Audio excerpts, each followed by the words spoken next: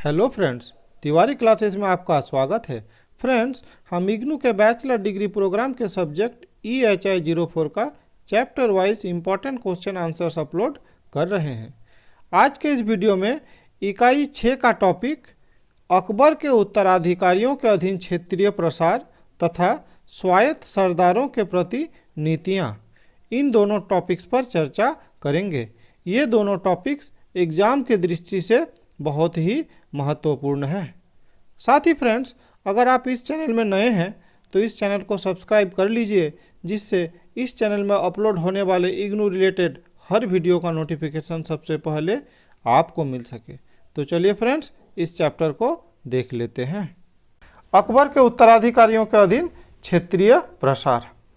अकबर के क्षेत्रीय प्रसार ने मुगल साम्राज्य को एक निश्चित स्वरूप प्रदान किया और उसके उत्तराधिकारियों अर्थात जहांगीर, शाहजहां और औरंगजेब के शासनकाल में क्षेत्रीय प्रसार में कोई विशेष वृद्धि नहीं हुई। ठीक है, तो यहाँ ये स्पष्ट है कि अकबर का जो शासनकाल था यही अधिक महत्वपूर्ण था क्षेत्रीय प्रसार के लिए। ठीक है, और उसके जो उत्तराधिकारी हुए जहांगीर, शाहजहां और औरंगजेब, इसके शासनकाल में कोई उल्लेखनीय क्षेत्रीय प्रसार नहीं हुआ। हाँ, कुछ है जिसका वर्णन हम लोग इसी वीडियो में करेंगे। ठीक है, आप जानते हैं कि बाबर और हुमायूं ये दोनों साम्राज्य स्थापित करने में ही लगे रहे, क्षेत्रीय प्रसार करने का अधिक मौका नहीं मिला।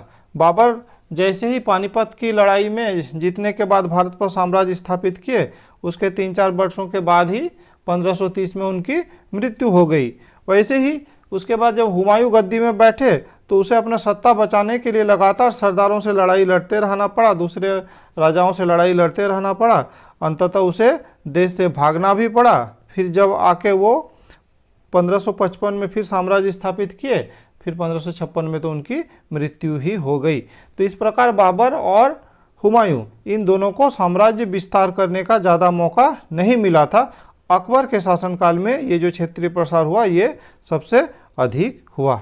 ठीक है, उसके उत्तराधिकारियों ने अकबर के द्वारा स्थापित साम्राज्य को बनाए रखा तथा सुदृढ़ किया। ठीक है, तो अकबर के जो उत्तराधिकारी थे वो मुख्य रूप से यही काम किए कि अकबर ने जो स्थापित किया था साम्राज्य उसी को बनाए रखा और सुदृढ़ किया। ठीक है, औरंगजेब मुगल साम्राज्य का अंतिम शक्तिशाली शासक थे, जिसके बाद के मुगल साम्राज्य धीरे धीरे बिखरना प्रारंभ हो चुका था।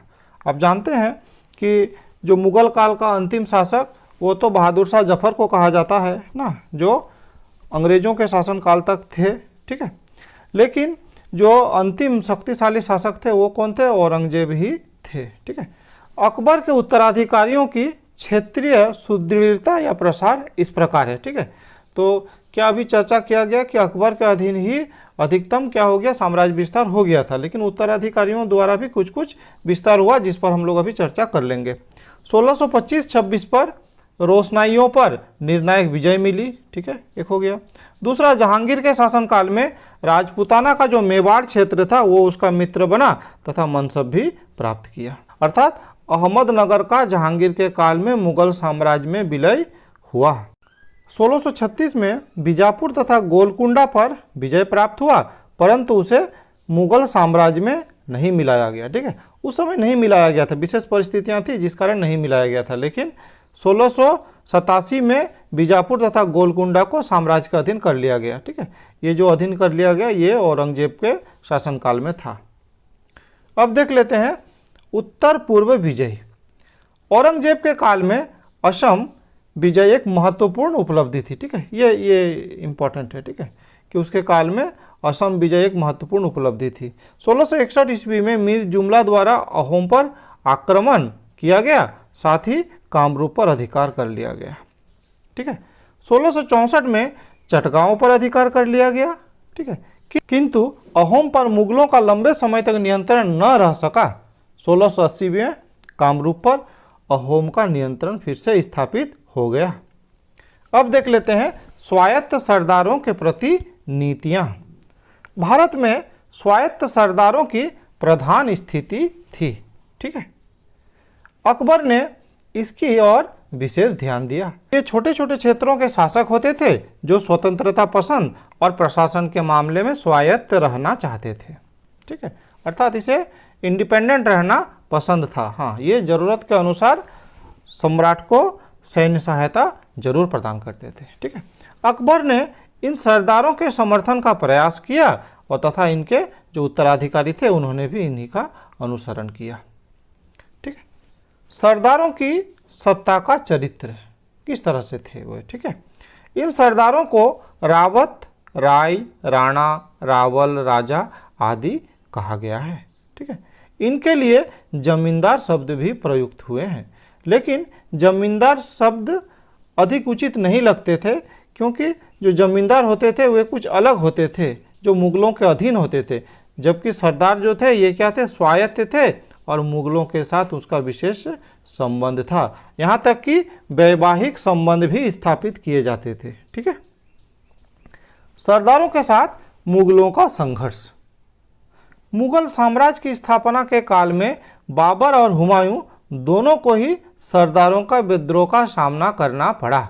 हुमायूं को तो इस कारण भारत से भागना भी पड़ा था। ठीक है, तो इस बारे में चर्चा हुआ था पिछले वीडियो में भी। ठीक है, कि यही कारण थे कि बाबर और हुमायूं साम्राज्य विस्तार ठीक से नहीं कर पाए। ठीक है, हमेशा युद्धरत रहे और अंतिम दिनों तक लड़ते रहे। अकबर ने इसके साथ संघर्ष के अतिरिक्त समर्थन प्राप्त करने की नीति अपनाई। ठीक है, जो फायदेमंद हुआ। ठीक है, और सरदारों के साथ विशेष संबंध रखा, जो इस प्रकार एक एक करके देख लेते हैं। विजय के उपरांत सरदारों को स्वतंत्र शासन एवं राजस्व एकत्रित करने के लिए छोड़ दिया जाता था। तो एक पॉइंट हो गया। वैसे ही ये स्वायत्त सरदार मुगलों को सैन्य सेवाएं देते थे और सरदारों को कभी कभी जागीरें तथा मनसब भी प्रदान किए जाते थे। ठीक है, तो ये उसके लिए भी क्या हो गया, महत्वपूर्ण हो गया। मनसबदारी न मिलने की स्थिति में ये सरदार मुगलों को सैनिक सहायता देते थे। ठीक है, अगर मनसबदारी न भी मिले तो भी ये सैनिक सहायता देते थे। ये बात हो गया। ठीक है, वैसे ही इन सरदारों को कभी कभी सूबेदार, दीवान, बख्शी आदि पदों पर भी नियुक्त किया जाता था। सरदारों को अपने क्षेत्र भी जागीर में दिए जाते थे, जिन्हें वतन जागीर कहा जाता था। वैसे ही सरदारों में जब उत्तराधिकारी का विवाद पैदा होता तो मुगल सम्राट उसे मान्यता देते थे। जिन सरदारों ने मुगलों की अधीनता को स्वीकार कर लिए थे उनको मुगल सम्राट सैनिक सुरक्षा भी प्रदान करते थे। ठीक है, सरदारों को नजराना देना होता था, जो नगदी, सोना, चांदी, हाथीदांत आदि बहुमूल्य वस्तुएं भी होती थी। मुगल शाही परिवारों तथा सरदारों के बीच वैवाहिक संबंध भी स्थापित किए जाते थे। ठीक है, अब देख लेते हैं सरदारों के विद्रोह। सरदारों द्वारा किए गए बहुत से विद्रोह के विवरण मिलते हैं। ये विद्रोह अक्सर राजस्व अथवा नजराने को लेकर किया जाता था। विद्रोह की स्थिति में अधिकतर सरदारों को उनके क्षेत्र से बेदखल नहीं किया जाता था, अपितु उन्हें या उनके परिवार के अन्य सदस्य को उस क्षेत्र को सौंप दिया जाता। अगर कुछ मामलों में किसी सरदार को बेदखल कर दिया भी जाता तो ये केवल उसे डांट फटकार के लिए होता था। कुछ समय बाद उसी को या उसके परिवार के किसी सदस्य को सत्ता में पुनः स्थापित कर दिया जाता था। ठीक है, स्वायत्त सरदार के प्रति जिस नीति का प्रारंभ अकबर ने किया था वो आगामी मुगल सम्राटों के शासनकाल में भी जारी रहा। अकबर ने जागीर तथा मनसब देकर इन सरदारों का सहयोग पाया था और जो सरदारों के लिए भी लाभप्रद होता था। ठीक है, दोनों के लिए फायदा था। ठीक है, इसका अनुसरण अकबर के उत्तराधिकारियों ने भी की। ठीक है, तो इस प्रकार आज के इस वीडियो में इतना ही। बहुत जल्द अगले इकाई का वीडियो लेकर आएंगे। इस वीडियो में मेरे साथ बने रहने के लिए बहुत बहुत धन्यवाद।